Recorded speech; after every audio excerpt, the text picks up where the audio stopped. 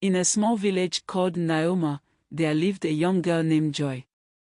Joy was just 18 years old, with a bright smile that could light up a room.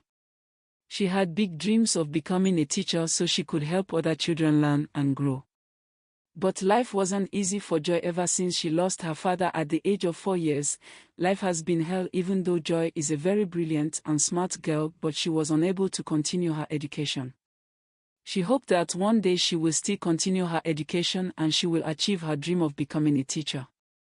Her mother had remarried after her father passed away, and her stepfather, Mr. Okafor, had come to live with them. At first, Joy hoped Mr. Okafor would be kind and treat her like a daughter. But things didn't turn out that way. Mr. Okafor was strict and cold. He rarely spoke to Joy except to scold her. "Why are you always so lazy?" he would say, even when she worked hard from morning until night. Every day, Joy would wake up early to fetch water from the stream, sweep the compound, and help her mother cook. But no matter how much she tried, Mr. Okafor never seemed satisfied. One day, he made her carry heavy firewood from the forest alone. The wood was so heavy that Joy's arms hurt for days. Yet when she returned, instead of praising her effort, he shouted, "You're too slow. Are you trying to waste my time?" Joy's mother, Mama Chika, saw how Mr. Okafor treated her daughter, but she was too afraid to speak up. "Be patient, my child," she would whisper to Joy. "Things will get better." But Joy's heart was heavy. She felt like no one understood her pain. One evening, after a long day of chores, Joy sat outside under the mango tree, staring at the stars. She remembered her father, who used to tell her stories and make her laugh. Tears rolled down her cheeks. She missed him so much. Suddenly, she heard Mr. Okafor's voice. "Why are you sitting there like a useless person?" he barked. Joy quickly wiped her tears and stood up. "I'm sorry, sir," she said softly. "Sorry for yourself," he replied. Then, he handed her a basket of yams. "Peel these and make sure they are ready before I return." Joy wanted to rest, but she didn't dare refuse. She picked up the knife and started peeling, even though her hands were tired and blistered. Day after day, Mr. Okafor found new ways to make Joy's life difficult. He would yell at her, call her names, and sometimes even punish her for things she didn't do. Slowly, Joy began to believe that all men were like him, harsh, unkind, and cruel. But deep inside, Joy still had hope. She dreamed of escaping this life and finding a place where she could be happy. She told herself, "One day, I will leave this house. I will build my own life and never let anyone treat me this way again." As the days went by, Joy's spirit remained strong, even though her heart was wounded. She started writing her thoughts in a small notebook, a gift from her late father. The notebook became her secret place, where she poured out her fears, dreams, and prayers. One hot afternoon, Mr. Okafor came home earlier than usual. He had been drinking, and the smell of palm wine filled the air. Joy was in the kitchen, carefully stirring a pot of soup. "Joy," he called out sharply. "Why does this house always look like a pigsty? Can't you do anything right?" Joy froze. She had cleaned the house that morning, and she knew it was spotless. Still, she didn't argue. "I'll clean it again, sir," she said quietly. "You should have done it properly the first time," he snapped. Then, without warning, he grabbed the pot of soup she had been cooking and poured it out onto the ground. "Maybe now you'll learn how to make food that tastes decent." Joy's eyes filled with tears, but she quickly turned away so he wouldn't see. She knelt down to clean the mess, her hands trembling. Later that night, Joy sat by the dim light of a kerosene lamp, writing in her notebook. Her hand shook as she wrote. "Why does he hate me so much? What have I done to deserve this?" As she wrote, she heard footsteps. Mr. Okafor's voice boomed from the hallway. "Joy, where is my shirt? The one I told you to iron. Joy quickly stood up and ran to fetch the shirt. But when she handed it to him, he frowned. It's wrinkled. Are you blind? I'm sorry, sir. I'll iron it again, she said, her voice shaking. You better. If I see one wrinkle, you'll regret it, he warned before stomping away. That night, Joy couldn't sleep. Her heart was heavy, and her mind was racing. She thought about running away, but where would she go? Who would take her in? She felt trapped, but she promised herself one thing: she would find a way out, no matter how long it took. Unbeknownst to Joy, someone in the village had been watching. It was her neighbor, Adiz, who had noticed the way Mr. Okafor treated Joy. Adiz was a kind woman with a strong sense of justice, and she decided it was time to step in. But how would she help Joy without making things worse? One day, as Joy was returning from the stream, she bumped into a young man named Chike. Chike was new to the village and had come to stay with his uncle. He was kind-hearted and immediately noticed the sadness in Joy's eyes. Are you okay? He asked gently. Joy hesitated but nodded. I'm fine, she said softly, avoiding his gaze. Chike wasn't convinced. Over the next few days, he began to observe Joy and noticed how hard she worked and how Mr. Okafor treated her. He started leaving small gifts for her near the stream, fresh fruits, a piece of bread, or sometimes just a flower with a note that read, "Stay strong." Joy was surprised but deeply touched by the kind gestures. For the first time in a long while, she felt like someone cared. She didn't know who was leaving the gifts, but they gave her a glimmer of hope. Joy was happy, but at the same time, she is very scared. Mr. Okafor saw Joy happy and he was wondering why she is so happy. He found out that Joy has some gifts. Come here, you useless child of a useless father who died because of his stupidity, Mr. Okafor said to Joy. Who gave you all these gifts and who is he to you? He asked with a thunderous voice. Joy said faintly, Please, I don't know, I always meet a gift and a piece of written note here. Mr. Okafor started beating Joy even as Joy cries rivers of water from her eyes, trying to explain to Mr. Okafor that she doesn't know about the person who always brings gift for her. The next day, Joy woke up with wounds all over her body. She sat on her mat crying and remembering the memories of her late father. The world would have been a better place if you are still alive, Joy said as she kept crying because of the wounds in her body. Mr. Okafor called Mama Joy and told her that Joy always brings in a stranger in the compound when they are not around. Chika became very angry believing what Mr. Okafor told her. She called Joy and warned her to desist from such act, while she said to her that she would disown her if she see her with a stranger. Joy cried bitterly because she is gradually losing the trust she had in her mother. Joy sat on her mat, her body aching and her spirit fractured. She couldn't understand why Mr. Okafor hated her so much, nor why her mother, Mama Chika, believed his lies. The faint light of dawn filtered through the small window, casting long shadows on the walls. As Joy wiped her tears, she made a silent vow, I will not let this life break me. Later that day, as Joy went to fetch water from the stream, she noticed Chike standing nearby. He was leaning casually against a tree, but his expression grew serious when he saw the bruises on her face and arms. Joy, what happened? He asked, his voice low and filled with concern. She hesitated, avoiding his gaze. It's nothing.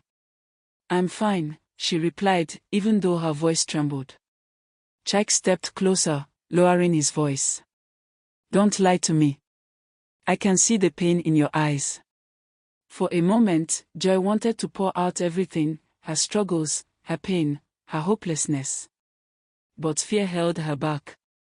Please, just leave me alone, she whispered before hurrying away with her water pot. Chike watched her leave, his heart heavy. He knew something terrible was happening in her home, and he decided he couldn't stand by any longer. One evening, as Joy sat under the mango tree writing in her notebook, Adiz approached her. The older woman had a basket of oranges in her hands and a look of determination on her face. Joy, my dear, Addis began gently, sitting beside her. I've been watching you. You're a good girl, and you don't deserve what you're going through. Joy looked up, startled. Auntie Addis, I don't know what you mean. Addis smiled sadly. You don't have to pretend with me. I see the bruises, the sadness in your eyes. I want to help you, but you have to trust me. Tears welled up in Joy's eyes. She nodded, her voice barely audible. I don't know what to do. I feel so trapped. Addis placed a comforting hand on her shoulder. You are not alone, Joy. There are people who care about you, even if it doesn't feel that way right now. I will speak to someone who can help. Joy felt a flicker of hope, but she also felt fear. Please be careful. Mr. Okafor, he's dangerous when he's angry. I will handle him, Addis said firmly. You focus on staying strong. As the days passed, Mr. Okafor's behavior became even more erratic. One night, he came home drunk again and began yelling for no reason. Where's that useless girl? He shouted, staggering into the compound. Joy rushed out, trembling. Yes, sir. Who have you been talking to? Oh. Who's been filling your head with ideas? He demanded, his bloodshot eyes glaring at her. No one, sir. I promise, Joy said, her voice quivering. Mr. Okafor grabbed her arm roughly, causing her to wince. Don't lie to me. I'll make you regret it. He raised his hand to strike her, but Mama Chika stepped in. Okafor, please. She's just a child, Mama Chika pleaded, tears streaming down her face. Your daughter is a liar and a troublemaker, he bellowed. You spoil her too much. Joy's heart sank. Even in this moment, her mother's defense felt weak, like she was too afraid to stand up for her fully. Every day is a new story to Joy. She felt like giving up, but life would not permit her to give up despite her suffering. One fateful afternoon, while Joy's mother has left to market, Jo was sleeping in her room alone when she felt a hand touching her. At first she thought it was a dream until she noticed a hard touch on her private part. Joy jumped, shouted as she opened her eyes and saw Mr. Okafor attempting to rape her. She struggled to stand up, but Mr. Okafor overpowered her. Stay there and be quiet, else I will kill you, Mr. Okafor threatened. Joy is still a virgin, but that very day was the saddest day of her life, as Mr. Okafor disvirgined her forcefully and even threatened to kill her if she tell anyone about it. After the incident, Joy cried all night. Oh God, who did I offend? Why is my life so miserable? Joy asked, looking up to the sky with the hope of having an answer, but there were no one to answer her. As the day go by, Joy started seeing men as evil. Are men really evil? But my father is a man. How do I define men? Joy said to herself. Okafor continued his ill treatment to Joy and even told Joy's mother that Joy always bring in men in the house when they are not at home. Joy, you are a disgrace to me and you are evil. I regret being your mother, Joy's mother said to her as she drew her ears and hit her hard in her back. Joy tried to explain to her mother, but she didn't want to listen to her. It is better we send her to the lonely boys' quarter and let her stay there. Joy's mother agreed, and they told Joy to pack her belongings and move to other quarter of the building. The boys' quarter is a little hidden and far from the main building. Yes, I will easily have my ways to her and her mother will not notice it, Mr. Okafor said and nodded his head. On a sunny Monday afternoon, Joy sat under the mango tree in their house. She sat so quiet while murmuring the name of her late father with tears filled in her eyes. Joy! Joy! Joy! A strange voice called her. She turned and she couldn't see anyone. She stood up and looked back but couldn't see anyone. Who are you? She said, I am your father. Do not cry again because your tears hurt my spirit so bad. I am dead but my spirit still lives in you. My heart still exists in you. I am happy whenever you are happy and I'm sad whenever you are sad. The strange voice said to Joy, rise and wipe your tears. No. My tears are my comfort and my only way of reducing my fears and weakness, Joy said in a loud voice. If you are truly my father, then why did you leave me to suffer here on earth? Why have you allowed another man to turn me into a slave in my own father's house? Why have your spirit been too weak and afraid to fight for me? Why? Why? Joy asked in a loud voice as she kept crying. The voice stopped talking to her, but there was a heavy wind and a thunderstrike that was very loud. Joy, you evil child, what are you doing under the tree? Mr. Okafor asked angrily while Joy did not say anything to him. Rather, she started walking down to her hut. Mr. Okafor became very angry and started beating Joy. You evil child, I will kill you and nobody will know about your death. You are very useless and you are evil. Enough. I am not evil. I am a brave smart girl, but you have ruined my life and I promise you that you will reap the seed of evil that you sow. Joy said as she pushed Mr. Okafor away and ran to her hut. Okafor was surprised and wondered what gave Joy the strength and confidence to say such a word to him. Oh no, she said that to me. Okafor murmured.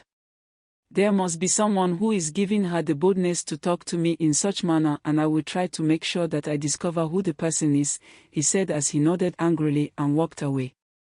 The next day Joy woke up and discovered that her room was scattered. She was surprised and she wondered what happened, but no one to answer her. She decided to arrange her room.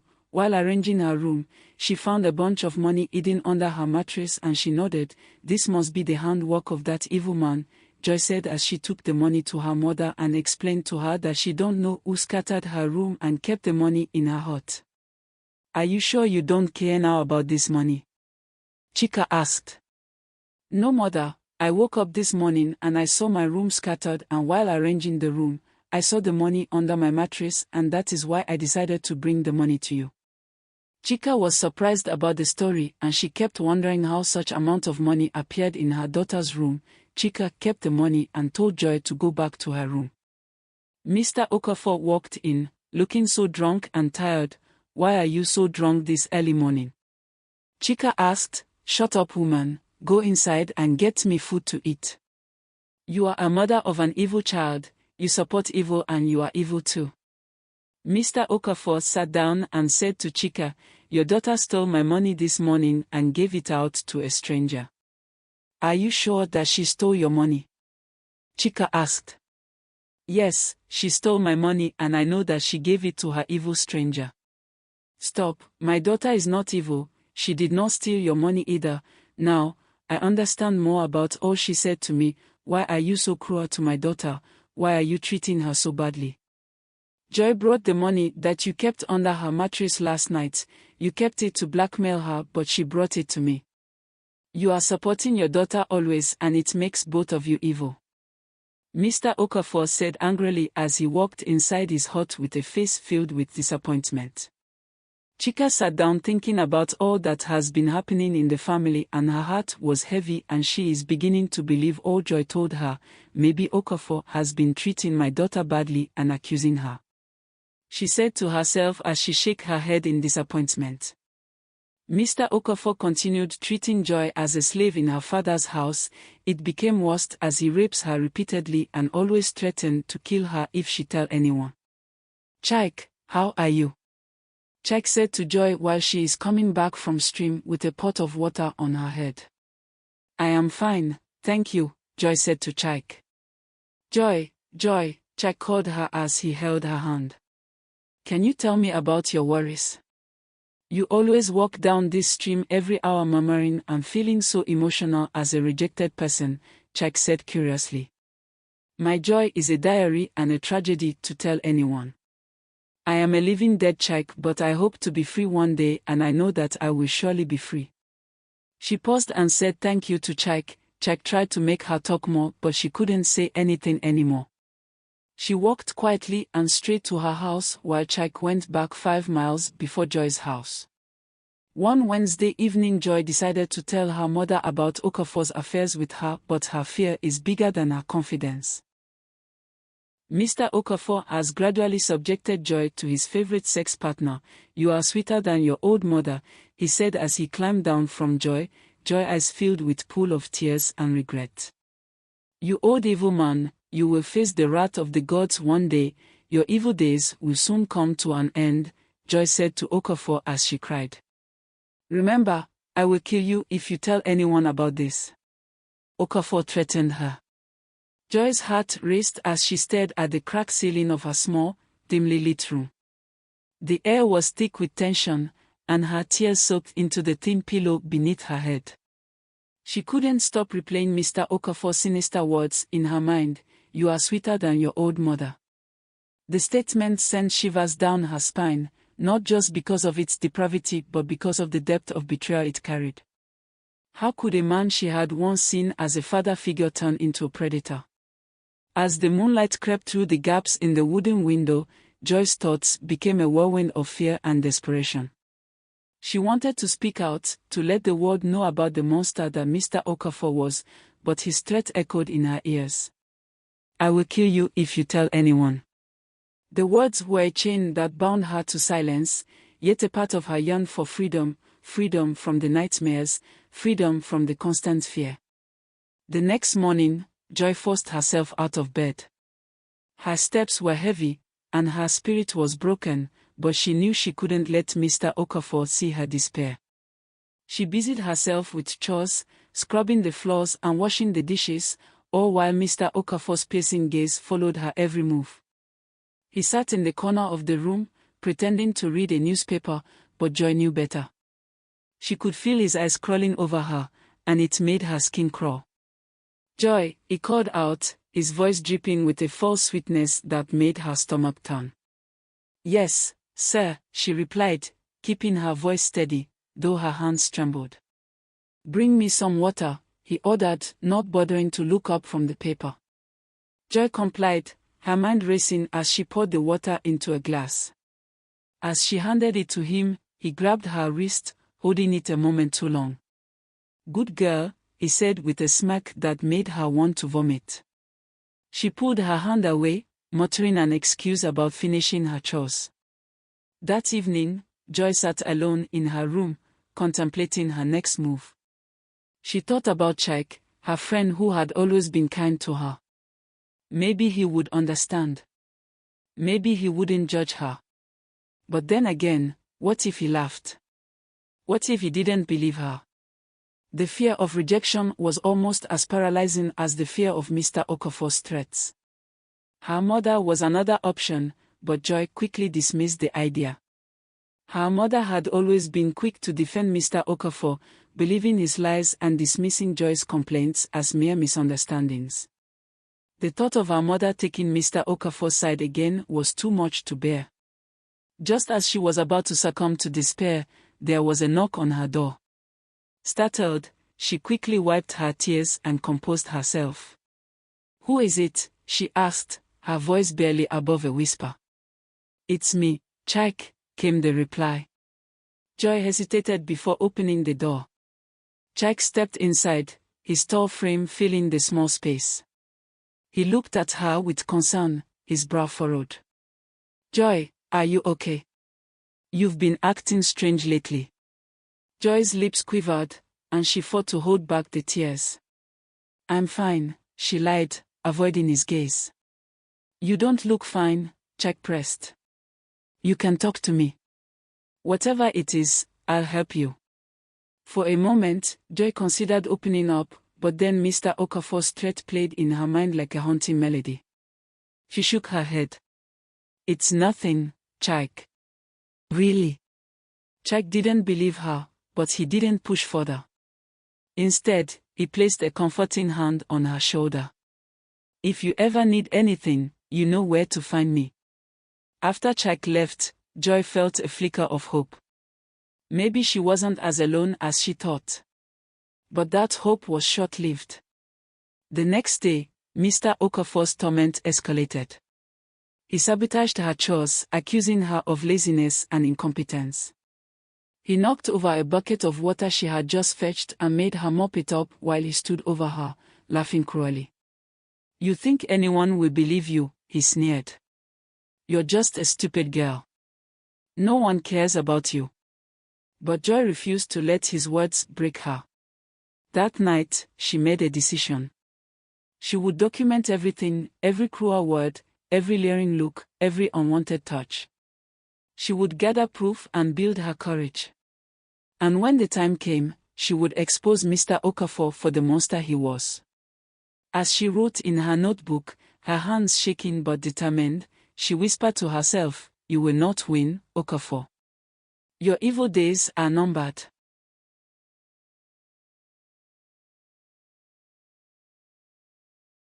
The next night, while Joy was deep in sleep, she had a vivid and unsettling dream. In it, she found herself standing on a lonely, deserted road under a moonlit sky.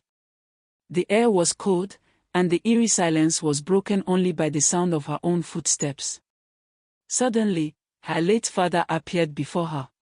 He looked weary and helpless, his clothes tattered, and his face etched with anger and disappointment.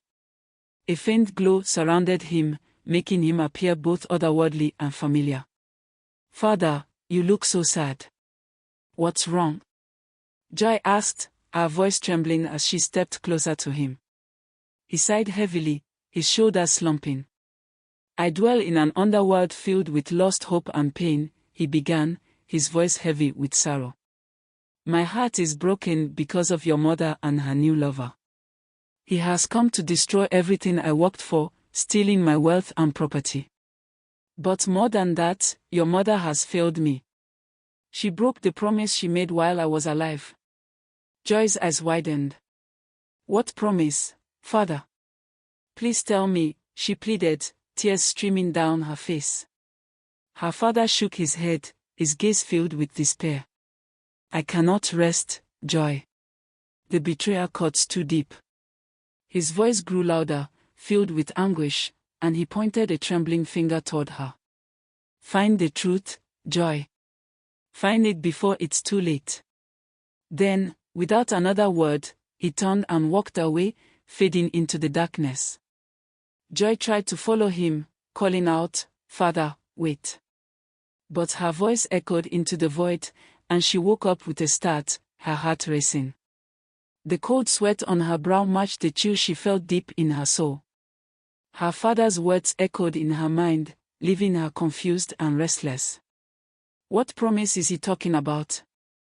And why would he say such things about Okafor? Joy murmured to herself as she sat on her mattress in the dim light of her small hut. For hours, she battled with her thoughts, unable to make sense of the dream. Finally, she resolved to uncover the truth. "No," she whispered to herself, "I must find out the meaning of this dream. I need to know Okafor's true intentions and the secret promise between my father and mother." The next morning, Joy approached her mother, Chika, determined to share her dream and get some answers. She found her mother sitting outside their hut, sorting freshly harvested vegetables. "Good morning, Mother," Joy greeted cautiously, her voice steady but her heart pounding. "Good morning, my child. How was your night?" Chika replied with a warm smile, her hands deftly walking through the vegetables. Joy hesitated, then sat beside her. "My night was fine, but I had a strange dream. Father visited me in my sleep," she began. Chika's expression changed instantly. Her smile vanished, replaced by a look of unease. She stopped sorting the vegetables and looked at Joy intently. "Oh my God. Tell me more about it," Chika said, her voice trembling slightly. Joy paused, studying her mother's reaction. "Father looked so angry and tired," she said slowly. "He said he's disappointed in you because you broke a promise to him." "Mother, what promise is he talking about?" Chika's face hardened. "Shut up," she snapped, her voice sharp and cutting. "Just tell me the dream. Don't speak more than you should." Startled by her mother's sudden anger, Joy apologized. "I'm sorry if I sounded rude, Mother. But I'm worried. What did Father mean? What promise did you make to him?" Chika's eyes flashed with irritation. She stood up abruptly, brushing her hands on her wrapper. "Leave here immediately, Joy. You must be coming down with malaria, talking nonsense like this. Go take some herbs to clear your head." Before Joy could respond, her mother turned and walked away, leaving her standing there in stunned silence. Joy's mind raced. "This is so strange," she muttered to herself. She didn't deny anything, but she didn't explain either. Why is she avoiding my questions? Joy felt a deep suspicion growing within her. She considered sharing her dream with Chike, her close friend, but she wasn't sure if he would take her seriously. Torn between her thoughts, she returned to her room, feeling more confused and exhausted than ever. As she lay on her bed, staring at the ceiling, Joy's mind replayed the events of the past few days. She remembered the scornful looks Okafor often gave her, the whispered conversations between him and her mother, and the uneasy feeling she always had when he was around. Should I focus on Okafor's ill-treatment of me, or my mother's strange behavior? Or should I try to understand my father's sadness in the dream? She wondered aloud. Deep inside, Joy knew one thing for sure: she couldn't ignore this any longer. She had to uncover the truth, no matter where it led. Joy decided to keep a close eye on Okafor. There must be something fishy that I don't know about him, or is my father worried about his repeated raping of his daughter? "Oh Okafor, you are truly evil, and I will make sure that I expose your evil, and you shall face the wrath of all your evils," Joy murmured as she lay down on her mattress in her hut, looking up to ceiling and her heart still troubled. Watch out for the next episode to know what happened.